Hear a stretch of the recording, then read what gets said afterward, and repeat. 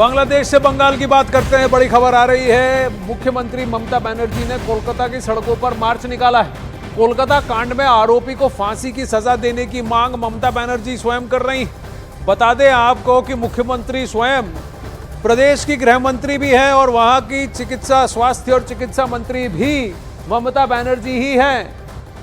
कई दिनों से विपक्ष उन पर यह आरोप लगा रहा है कि ममता बनर्जी और उनकी सरकार आरोपियों को बचाने की कोशिश कर रही है और उन पर यह आरोप है कि उन्होंने पुलिस से ठीक से कार्रवाई नहीं की। कोलकाता हाईकोर्ट ने भी पुलिस को फटकार लगाते हुए पूरी इन्वेस्टिगेशन को सीबीआई को सुपुर्द कर दिया था। लेकिन अब ममता बनर्जी का ये बड़ी रैली, जहां कई हजार महिलाएं ममता बनर्जी के साथ कोलकाता की सड़कों पर उतरी हैं और वहां पर जो बैनर्स बंगाली में लिखे हैं उसमें कहा जा रहा है कि आरोपियों को फांसी की सजा दी जाए। और अभी मंच पर इन्हीं महिलाओं के साथ ममता बनर्जी खड़ी हुई, ये दर्शाने के लिए कि वो प्रदेश की महिलाओं के साथ है। आपको बताना चाहेंगे कि आरजी कर मेडिकल कॉलेज में हुए 31 वर्षीय उस महिला डॉक्टर के साथ हुए रेप और हत्या के कांड के बाद वहां प्रदेश भर ही नहीं पर देश भर से आलोचना ममता बनर्जी की सरकार की हुई है और ये मांग की गई है कि महिला सुरक्षा पर ध्यान दिया जाए और उन आरोपियों को बचाने पर भी इल्जाम लगा है।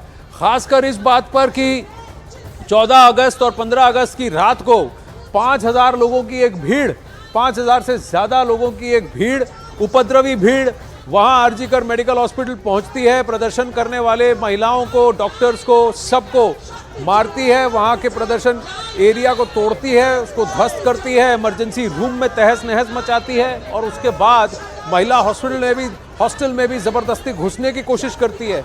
इस पर भी भारी आलोचना झेलनी पड़ी है ममता बनर्जी को।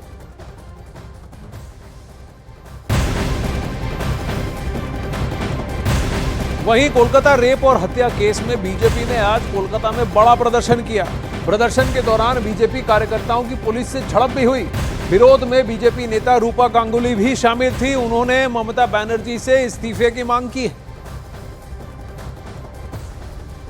तो जहां एक तरफ सुबह में बीजेपी का बड़ा प्रदर्शन होता है, जहां नोकझोंक होती है, पुलिस के साथ झड़प होती है और बीजेपी के प्रदर्शनकारियों को रोका जाता है, उन्हें डिटेन किया जाता है, वहीं दोपहर बाद तृणमूल कांग्रेस की ओर से ममता बनर्जी स्वयं पदयात्रा पे निकलती हैं और वो भी बड़े महिला समुदाय के साथ, समूह के साथ, और इन आरोपियों के फांसी की मांग करती है। बीजेपी का ये आरोप है, प्रदेश की गृह मंत्री आप हैं, पुलिस आपके अधीन है, पुलिस कार्रवाई नहीं कर पाई है, आरोपियों को सुरक्षा देने की बात हो रही है कि एक ही आरोपी को रोका पकड़ा गया और उस आरजी कर मेडिकल कॉलेज के प्रिंसिपल ने एफआईआर तक दर्ज नहीं कराई, ये भी आरोप है।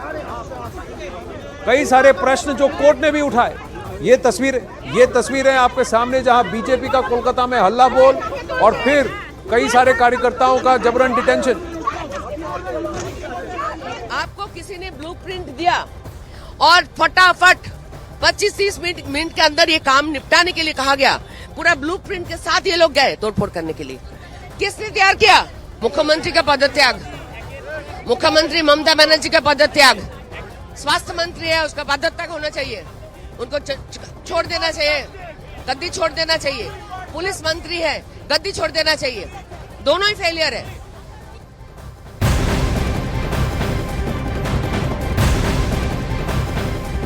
अब वहीं कोलकाता से ही जुड़ी एक और खबर, इसी बंगाल रेप और हत्याकांड से जुड़ी एक और खबर। कोलकाता हाईकोर्ट ने आज राज्य सरकार को लेकर सख्त टिप्पणी की है।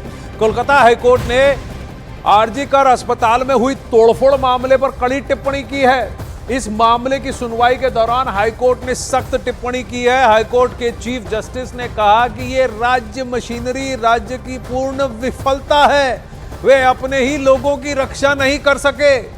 कोर्ट ने कहा कि ये डॉक्टर निडर होकर कैसे काम करेंगे, हम अस्पताल बंद कर देंगे, हम उसे शिफ्ट कर देंगे। कोर्ट ने यहां तक कहा कि मामले में देरी मत कीजिए, आप हलफनामा मंगाएंगे, रिपोर्ट देंगे, जवाब का जवाब देंगे और तब तक मैं रिटायर हो जाऊंगा। बड़े तीखे स्वर और तीखे बोल कोलकाता हाईकोर्ट के, और ऐसे दिन ममता बनर्जी रैली निकाल रही है। प्रदेश की स्वास्थ्य मंत्री हैं, प्रदेश की गृह मंत्री हैं, वही ममता बनर्जी हैं, पुलिस भी उनके अधीन है, ये सारी मेडिकल फैसिलिटीज भी उनके अंडर आती हैं, इसीलिए उन पर आरोप लगाए जा रहे हैं। पूछा जा रहा है कि आप क्या कर रही हैं। वहीं कोलकाता घटना के बाद केंद्र सरकार का बड़ा कदम, मेडिकल संस्थानों को स्वास्थ्य मंत्रालय के निर्देश, एफआईआर दर्ज कराने की जिम्मेदारी संस्थान की होगी, ये भी कहा गया है। स्वास्थ्य मंत्रालय ने कहा कि 6 घंटे में एफआईआर करानी होगी। संस्थानों को 6 घंटे में एफआईआर दर्ज कराने का निर्देश भी अब दे दिया गया है कि आगे से अगर ऐसी कोई घटना घटती है तो फिर जो वहां के हेड हैं, सुपरवाइजर हैं, उनकी जिम्मेदारी ये है कि आप इमीडिएटली एफआईआर दर्ज कराएं। बहुत बड़ा कदम ये आया है, केंद्र सरकार की तरफ से सीधा डायरेक्टिव आया है। एक आरोप यह लगाया जा रहा था कि इस आरजी कर मेडिकल कॉलेज के प्रिंसिपल ने एफआईआर दर्ज नहीं कराई जब घटना घटी। अब डॉक्टरों की हड़ताल का आईएमए ने पूरा समर्थन दिया। इंडियन मेडिकल एसोसिएशन ने कहा है कि अस्पतालों में सेंट्रल प्रोटेक्शन एक्ट लागू होना चाहिए। अस्पतालों का सुरक्षा प्रोटोकॉल किसी एयरपोर्ट से कम नहीं होना चाहिए। हमारे साथ में आईएमए के सेक्रेटरी जनरल अनिल कुमार जे नायक हैं। सर, आईएमए की तरफ से क्या रुख रहेगा? और क्योंकि रेजिडेंट डॉक्टर लगातार पिछले कई दिनों से हड़ताल पर हैं, प्रदर्शन भी चल रहा है, तो आप लोगों का क्या रुख होने वाला है? आप जानते हैं कि 9 तारीख की सुबह जो घटना हुई, उसके बाद हमने स्टेटमेंट दिया, हमने उसका अपोज किया, कंडेम किया। बाद में हमने यहाँ भी मीटिंग बुलाई और सबने बोला कि वहाँ मुलाकात लो, तो हमने कलकत्ता जाके मुलाकात भी ली। बच्चे शांति से उनका विरोध कर रहे थे। उनकी 2 ही मांग थी, no safety no duty, no security no duty. दूसरी कोई मांग नहीं है। ये निर्भया जैसा ही केस है, ये फक्त डॉक्टर नहीं है, हमारे सबकी बेटी है। तो उसको बचाने के लिए जो बैठे थे उन पे एक मॉब आके 3000 लोगों का पूरा उनका वेंडल साफ करता था, पूरा इमरजेंसी रूम तोड़ देता है, सभी हॉस्पिटल के सभी कमरों में जाके तोड़ फोड़ करता है। तो पानी हमारे नाक से ऊपर हो गया। तो हमने